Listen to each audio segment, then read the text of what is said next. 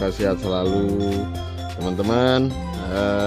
Semoga teman-teman selalu berbahagia, kondisinya sehat walafiat, tidak kena COVID dan tidak sedang dalam kondisi sakit sehingga bisa beraktivitas dengan lancar. Oke, teman-teman, pada video kali ini saya mau membahas mengenai faktor alam yang mempengaruhi kelancaran usaha ternak kambing domba. Nah, sepengamatan saya untuk topik ini masih jarang dibahas oleh para YouTuber. Oke, teman-teman, saya mau bahas mengenai faktor alam. Apakah mempengaruhi banget mengenai ternak kambing domba atau tidak? Nah, oke, saya berangkat dari satu-satu ya. Soal lokasi ini nanti dibedakan menjadi lokasi lahan pakan dan lokasi kandang. Nah, karena para penonton video ini nanti memang berbeda-beda lokasi, berbeda-beda keadaan, maka saya akan bahasnya secara umum. Oke, untuk lokasi pakan hijauannya, nah terkadang ada yang berada di lokasi yang lahan kering atau kurang air. Bagaimana solusinya? Nah, solusinya teman-teman, supaya tidak kekurangan pakan hijauan, maka ketika musim penghujan itu wajib nanam sebanyak-banyaknya jenis-jenis tanaman yang tahan kering. Nah, baik itu dari rumput ataupun itu yang sifatnya ramban-rambanan, teman-teman. Nah, ada beberapa jenis rumput yang memang tahan kering, misalnya kayak gama umami. Nah, ini lebih tahan untuk kering gitu. Kalau ramban-rambanan yang tahan kering misalnya seperti kelor, seperti lamtoro atau melanding gitu. Terus singkong karet masih tahan lah. Terus talok atau kersen, terus jenis ficus itu kayak beringin dan sebagainya, itu tahan kering. Terus apa ya, ada banyak kok. Sorghum juga tahan kering, teman-teman. Sorghum itu seperti otek, cantel gitu, teman-teman, yang buahnya ada di bagian atas ya, yang buahnya sering buat makan burung gitu. Nah, ketika penghujan harus wajib nanam. Jangan leha-leha itu santai-santai, penghujan banyak hijauan kok gitu, jangan. Tapi ketika penghujan wajib nanam sebanyak-banyaknya sehingga nanti kemarau tidak kekurangan pakan, sehingga posisi kemarau bahkan bisa over suplai pakan di lahan kering. Wah, itu luar biasa kerennya, itu luar biasa keren. Nah, terus bagi teman-teman yang di daerah banyak air, bagaimana mensiasatinya? Nah, tanam beberapa jenis tanaman yang memang tahan air, tapi memang ini ya, idealnya memang jangan mengambil posisi tanam pakan hijauan di lokasi yang sering tergenang air durasinya panjang gitu, karena sepengetahuan saya nanti hasilnya tidak akan maksimal, baik yang ditanam itu rumput maupun ramban gitu.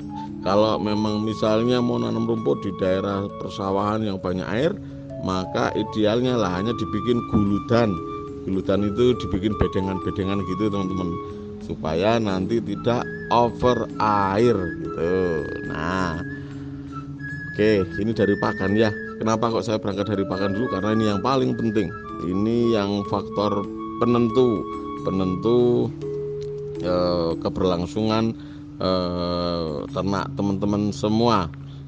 Kemudian dari lokasi kandang. Nah, untuk lokasi kandang, kalau teman-teman ada di lahan yang kering, usahakan lokasi kandangnya dekat sumber air, teman-teman. Kenapa kok dekat sumber air? Supaya dalam pemberian minum kepada ternak itu tidak mengalami kendala, supaya pemberian minumnya bisa kontinu terus gitu. Nah, kalau teman-teman yang ada di lahan basah, pilih lokasi kandang yang tidak menjadi langganan banjir. Pilih lokasi kandang yang airnya mudah terserap tanah. Pilih lokasi kandang yang tanahnya nggak becek, karena nanti tanah becek itu akan menimbulkan bau tidak sedap. Nah, kalau muncul bau tidak sedap, takutnya nanti akan dikomplain tetangga. Ini dari faktor kandang dan pakan. Kandang dan pakan. Nah, faktor-faktor alam lain itu apa ya? Misalnya suhu udara. Suhu udara itu kambing domba bisa menyesuaikan suhu udara. Karena logikanya gini, kalau kandang teman-teman itu ada di daerah yang panas, maka kambing domba itu lebih sedikit memproduksi bulu. Kalau teman-teman di kandang yang daerah dingin, maka kambing dombanya akan lebih banyak memproduksi bulu atau rambutnya gitu. Nah, bisa dilihat di perbukitan atau pegunungan teman-teman, terkhusus misalnya kambing peranakan Etawa. Kalau yang ada di daerah yang perbukitan atau pegunungan, maka rambutnya akan panjang-panjang, jadi keren gitu. Tapi kalau di daerah yang bawah, dataran rendah, maka tidak, posisi rambutnya itu, posisi bulunya tidak lebih panjang daripada di daerah dingin. Nah, kalau suhu udara tidak begitu banyak mempengaruhi untuk kembung karena berasal dari pakan, teman-teman. Nah, bagi teman-teman yang selama ini masih, saya ini takut nanti kalau anginnya terlalu besar, kambingnya masuk angin gitu. Nah, kalau memang masih berpedoman dengan itu, ya nanti di sekitar kandang itu teman-teman, ditanami tanaman-tanaman yang bisa membuang angin gitu. Jadi membuang hempasan angin supaya tidak terlalu menerpa ke ternak. Nah, bagaimana kalau kondisi kandangnya di pinggir pantai gitu ya kan? Enggak apa-apa, teman-teman, enggak apa-apa. Kalau teman-teman mau lebih percaya, teman-teman bisa buka di YouTube, tulis saja peternak domba, peternak kambing di Himalaya. Wah, itu malah selimutannya selimutan salju, teman-teman, ya kan? Nah, atau peternak kambing di Arab Saudi, walah itu panasnya mah luar biasa. Nah, di Indonesia masih mending lah. Terus sudah, terus faktor alam lainnya, misalnya musim penghujan. Nah, ketika musim penghujan, untuk pakannya idealnya dilayukan ya, teman-teman. Pelayuannya lebih lama supaya kadar airnya memang ideal. Kalau untuk rumput-rumput, ada yang bisa dilayukan sehari, ada yang idealnya dilayukan 2 hari gitu. Nah, ini untuk air. Nah, ketika musim penghujan ada juga yang namanya ini, teman-teman, petir dan gledek. Nah, ada sebagian yang memiliki pengetahuan seperti ini. Kalau ada petir dan gledek yang besar, itu induk kambing domba yang bunting bisa hilang loh janinnya gitu. Nah, logikanya gini, teman-teman, kalau ini versi saya ya. Jadi ketika tiba-tiba ada petir yang besar diikuti dengan gelegar gledek yang memang kencang banget, ini sering membuat kambing dombanya kaget. Nah, manusia aja kaget, apalagi ternak ya, ternaknya kaget. Nah, ketika kaget, yang mereka lakukan adalah gerakan refleks, yang misalnya posisinya itu rebahan, nyantai, gayemi, tiba-tiba ada petir gledek besar jeder gitu. Nah, mereka loncat atau lari gitu dengan arah yang tidak pasti. Nah, ada kalanya ada yang tabrak-tabrakan segala macam. Nah, faktor tabrakan atau kepleset inilah yang menyebabkan keguguran, teman-teman. Jadi sama juga, misalnya ada gempa bumi besar gitu. Wah, ada yang mempunyai pengalaman gini. Wah, ada gempa bumi besar, Mas. Kambing saya itu bunting tiba-tiba hilang. Nah, jadi ketika huyuk gitu atau bergetar hebat gitu, nah ini terjadi gerakan refleks yang luar biasa. Nah, gerakan refleks ini yang berkemungkinan besar menyebabkan keguguran, teman-teman, keguguran. Ini kalau di logika ya, kalau di logika versi saya. Nah, terus balik lagi ke suhu tadi, balik lagi mumpung keingetan. Nah, kalau teman-teman kandangnya ada di daerah dataran rendah, upayakan misalnya di tengah sawah gitu ya, kandangnya di tengah sawah, upayakan suhu udara dalam kandangnya sejuk, teman-teman. Bagaimana membuat sejuk? Dengan cara sekitar kandang ditanami tanaman-tanaman perindang, misalnya ditanami tanaman-tanaman buah. Tanaman buah yang cepat banget perkembangbiakannya adalah pisang misalnya. Jadi upayakan nanti dahan pisangnya bisa posisinya di atasnya atap, sehingga nanti suhu kandangnya bisa semakin sejuk gitu. Nah, ada lagi nih teman-teman, ada lagi. Ini boleh percaya boleh tidak ya, boleh percaya boleh tidak, karena ini tidak bisa dibuktikan secara ilmiah. Nah, soal makhluk halus ya.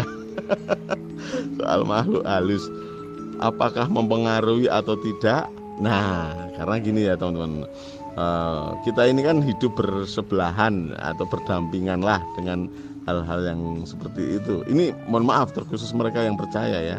Nah, terkadang memang seringkali instingnya si kambing domba ini kuat, teman-teman. Jadi ketika ada pergerakan makhluk-makhluk seperti itu, mereka juga kadang-kadang kaget langsung bergerak bareng-bareng gitu.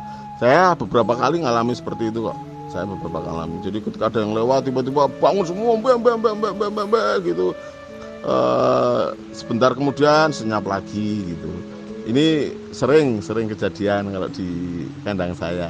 Ini percaya boleh, enggak boleh teman-teman.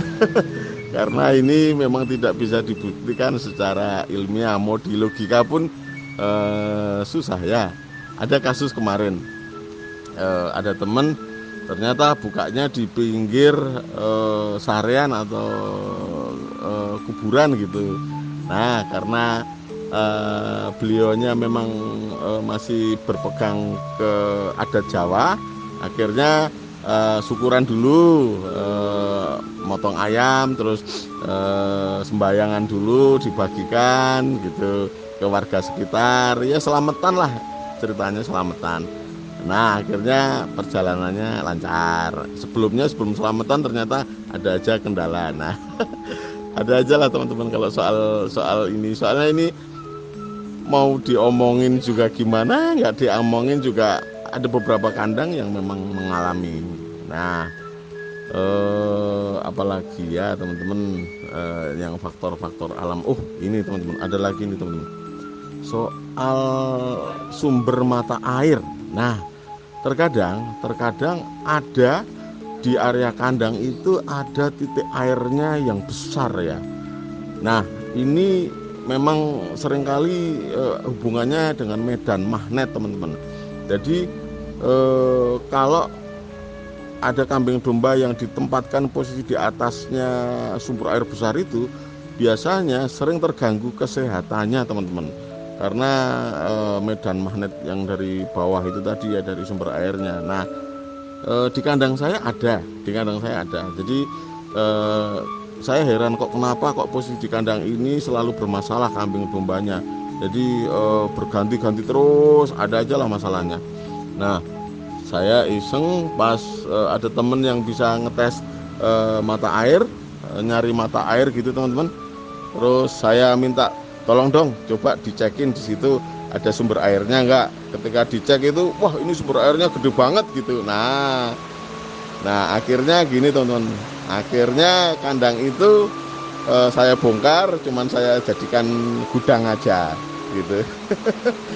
Nah, ini teman-teman, faktor-faktor alam ini memang anu ya, memang bagi yang memang akrab dengan alam memang patut diperhitungkan lah, patut diperhitungkan. Ini jadi pengetahuan buat kita semua kok gitu. Nah teman-teman, mari akrab dengan alam, mari ngolah alam sekitar kita dengan baik supaya menghasilkan hal yang positif, supaya usaha peternakan kambing domba kita semua dari hari ke hari semakin lancar, semakin dibantu oleh alam. Alam di sekitar kita pun akan semakin baik, semakin subur, karena kita pupuk terus, akan semakin kondisinya lebih baik. Oke, terima kasih teman-teman sudah berkenan menyaksikan video ini. Semoga bermanfaat ya. Bagi yang belum subscribe silahkan subscribe teman-teman. Bagi yang sudah subscribe, semoga tayangan-tayangan kami bermanfaat untuk teman-teman semuanya. Terima kasih teman-teman. Sehat selalu, sukses selalu untuk kita semua.